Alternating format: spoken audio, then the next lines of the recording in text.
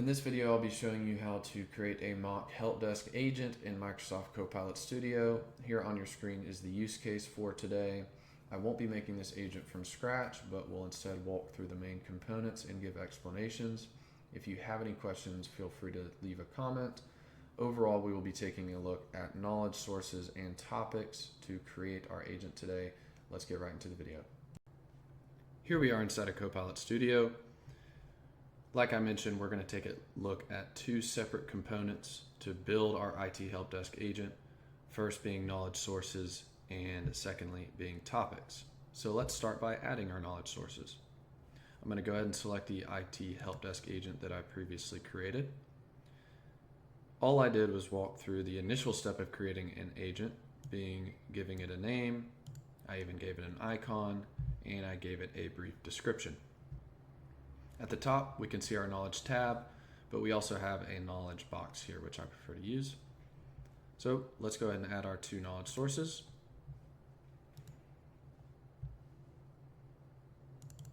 I'll add in the VPN document first. Usually takes 5 to 10 seconds to upload.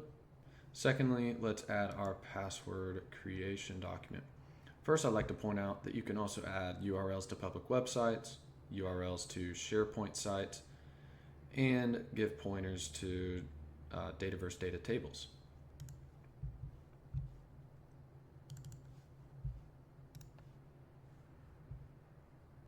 Okay, we've added our knowledge sources. Be sure to check off the allow the AI to use its own general knowledge, which I've already done. I've set this to disabled. What this does is tells the agent to only depend on the documentation that we've provided. If you leave this enabled, it gives permission to the agent to use its more broad, general test data that it was trained on. Okay, so let's use the knowledge tab up top, and we can see our two knowledge sources here. You'll notice that the status of these is currently in progress. What we need to do is wait for a green check mark and ready here. All this means is that the agent is still parsing the documentation and that we must wait to ask questions and expect to receive answers on this data. So we'll wait till this is ready, and once it's ready, we'll ask some questions and see how it does. While we're waiting for our agent to parse the knowledge sources, I figured I'd briefly show you guys the knowledge sources that I uploaded. On the left-hand side, we have a Cisco AnyConnect VPN client documentation that runs through the steps on how to download the app and set it up. And on the right-hand side, a small password creation guide that I've created that walks through password requirements, best practices for password security, and gives step-by-step on how to change your password. Now let's head back to the agent and take a look. Now that our knowledge sources are ready, let's ask a few questions to see how this works and see how the agent does. Let's first start off by asking a question on our VPN document. So let's say, how can I set up my Cisco VPN client? Usually takes 5 to 10 seconds to respond. And there we go. As you can see, it parsed the document correctly and broke down everything into step-by-step format. And at the very bottom, it's important to note that it shows the references that it uses. Obviously, it's going to be the reference for the document we provided, but we can select this reference, actually see what the content is of that reference document. And if I exit out of that, we can then see this tree. This tree is the thought process of the agent, if you will, and the step-by-step process it took to answer the question we asked. So very good. Let's go back and ask another question. And let's ask, what are my password requirements? If you remember that the password document not only told you how to reset your password, but gave some instructions on best security practices as well as requirements. And we can see that it properly parsed that and gave us the answer on the requirements. Let's go ahead and ask another question. What are my, well, how can I reset my password?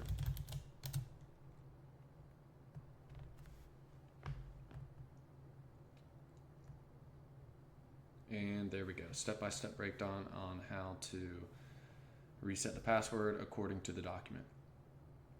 So what does this mean? In Copilot Studio, in an agent, it's very powerful at parsing documents and providing breakdowns in step-by-step or bullet point format.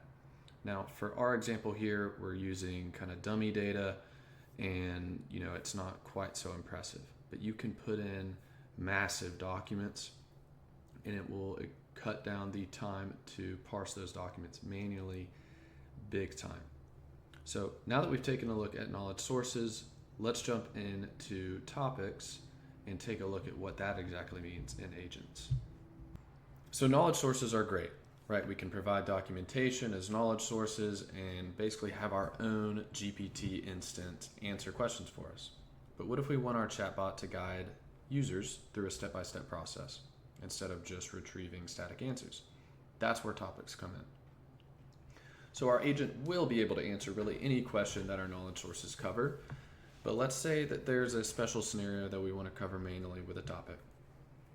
Let's say there's two types of passwords: general email passwords that our documentation will cover, and a second password, a system login password. And for this, we need to reach out to IT support directly via email.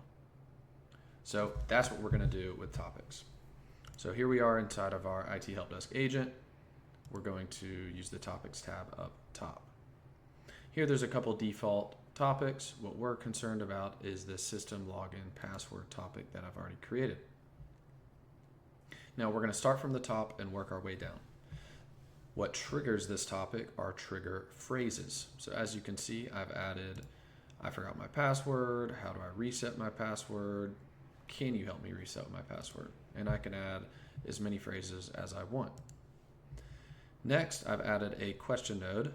The agent will respond with, are you trying to reset your email password or system login? From there, I'm identifying that I want to save the user's entire response and input it into a variable called password response. Now, if I scroll down a bit, you'll see a condition here. We have two main conditions. If the password response is equal to email password, meaning the user just wants to change their email password, then we're going to use a create generative answers node and do exactly what we did when looking at knowledge sources. Basically, we're just going to plug in, how do I reset my password, and allow the agent to look through the data sources. However, if the password response is system login, for this we want to do something else. First, we're going to respond with a message node and say, hey, for this, you need to reach out to your admin directly. Below's the information for your IT admin, but I'll create the ticket for you via email. And maybe I go ahead and plug in that information as well, just in case in the future he wants to reach out directly.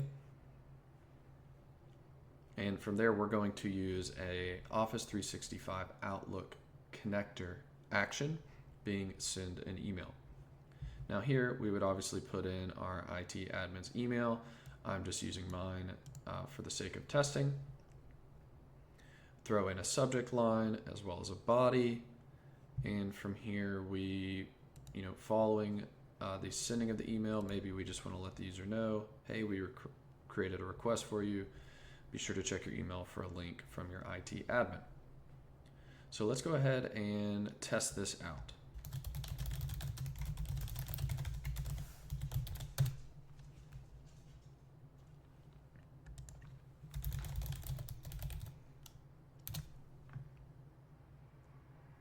Okay, we got the correct response. We should expect an email message. There it is. So remember, we first sent our message, then sent an email, then we created a request for you.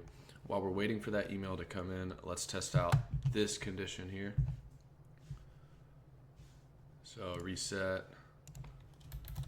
How do I reset my password? We are now trying to do an email password.